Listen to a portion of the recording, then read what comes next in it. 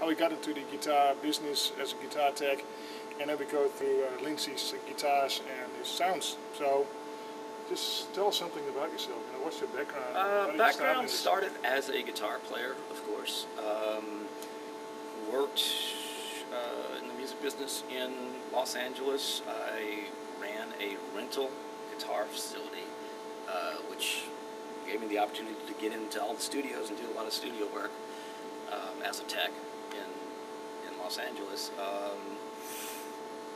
Got a lot of offers to go on the road, never did it, wanted to stay in one place. About 4 years ago decided that I wanted to go on the road, so hooked up with Steve Stevens and Billy Idol, did a couple of tours with that. Right after doing that, met Lindsey, went to work for him doing his solo stuff, and now here we are with Fleetwood Mac. So we've been on the road for almost a year with this, and it's about, this particular tour is about to conclude, but been a lot of fun so far. Yeah, okay. So what's a typical day look like normally for you? Okay, after you wake up, you do your breakfast. Yeah, typical day starts about 10 a.m. with the load in. Start getting everything set up.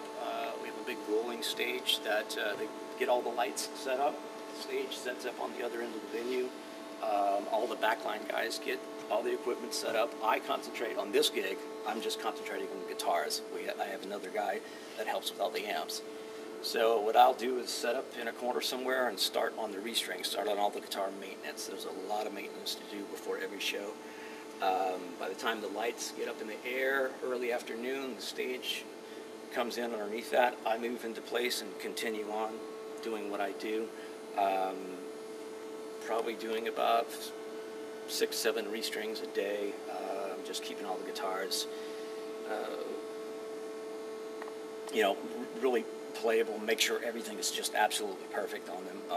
I alternate on restrings. Some of them get restrung every day, some of them do not. Some of them I try to let go 4 or 5 shows before I have to deal with it. There's a lot of guitar changes on this run. There's 23 changes. So many guitars have we got on the road now? You know what? I don't count because I don't want to know. It's too much work. Yeah. So it's not that bad. So is there like a preferred setup that Lindsey likes on his guitar stand that you have to? It's pretty unique. He really likes the notes to ring really clear. The action is higher than most players. He likes a high action, and for me they're really difficult to play. But they have a very unique sound, and part of that is it, because he plays really hard, he digs into the notes, and he can pull the tones out of them. There's a big change into all the shredders around the world and want to have it as low as possible. Right. As you said, you know, you lose a lot of tone when you go too low. Totally different thing. I've done some work with Billy Corgan, the Smashing Pumpkins, and he likes his action really low, right on the edge of buzzing. It couldn't be any more different than what this gig is. Is there a sample you can show on the guitars?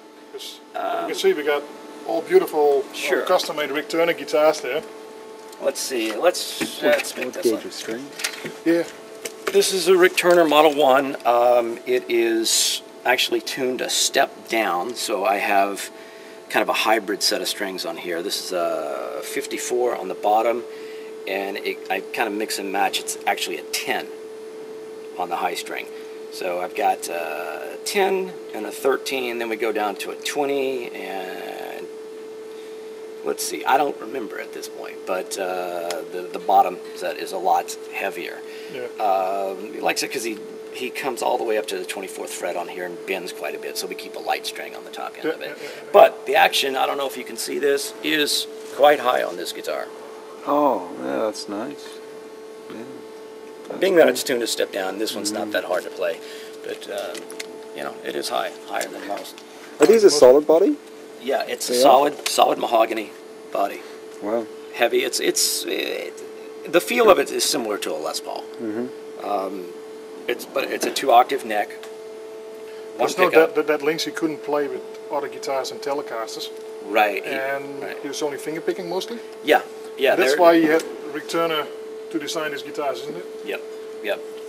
And it's he uses a pick on one tune, but all the rest of it is just fingers. Finger picking. Yeah. It's the banjo player in him coming out. Exactly. Still. And this is, all these guitars are different. None of them are the same. And what's the big difference then? Is this pickup setups or just wood? Combination of wood? They're all just unique. They characteristically, as far as the sound goes, they don't sound alike. They're all unique. They're all different wood. They're all different years. Some of the electronics are slightly different in them, so they do all sound different. And you know, we use them according to the application for the song. Some of them are louder than others. This one is really loud. We use this on some of the more hard rock and loud stuff. This is just a standard tuning with a drop D.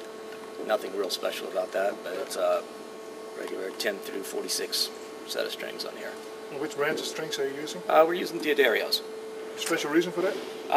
It's just consistency. Yeah. You know, the service from Diodario has been really, really good. Yeah, so we. So none of the coated strings has been used here? No, we just don't. all No. plain steel? Yeah, just regular old strings. Nothing special. Just nothing special about the strings. On actually on this, I do use some strings with a reinforced. They're actually Ernie Ball reinforced, because this guitar gets a hell of a workout. It gets played really hard, and it just gives me a little bit of extra insurance on it, just to so they don't break that. Yeah. A bit more insurance for yourself. And Yes. as they do in the gig, you know, is it like a standard set list every night, or do they change the set list? It doesn't change at all. It's the same set every night, and that's a good thing. It's consistency. You know, everything goes the same way every night, which makes my job easier. Yeah, I because you know what's exactly coming which up. guitar I had to hang over to Yeah. Lindsey and when to start. Right. I mean, there's a lot to it. You know, I know at what point in the song that I have to approach getting on the stage, get the guitar hooked up, get ready to go. Because, you know, I try to leave myself a little bit of time in case I like bump a neck going up the stairs and knock it out of tune or something like that. Give myself a little bit of time in case something goes wrong that I can fix it before I have to hand off. So, being that the set is the same every night, it allows me to do when that. to get in. Yeah. Makes your life easier. Yeah. So, and with the sound, is it like all wireless, or is it No, still we old don't. school cables? It's old school. Yay! Yeah, old school cables. You gotta love that. Yeah. Wireless. Any So. special cables you're using for that? No, it's just cables I make up out of Mogami cable with a no pop end, using 45-foot cable, and then that all goes through a loom, which is run underneath the stage to the amps. So it's but the guitars all have preamps in them, so I don't have to have any buffers in line or anything like that. Boost it up. Yeah. So it's good. We don't get any line loss that way. Yeah, that's especially with a 40-foot cable. That's one of the biggest issues you can have. There. Right. You could not use a regular guitar with this setup. You have to have a preamp in it. You know, either that or have a buffer. Or a buffer in between. Right. Yeah.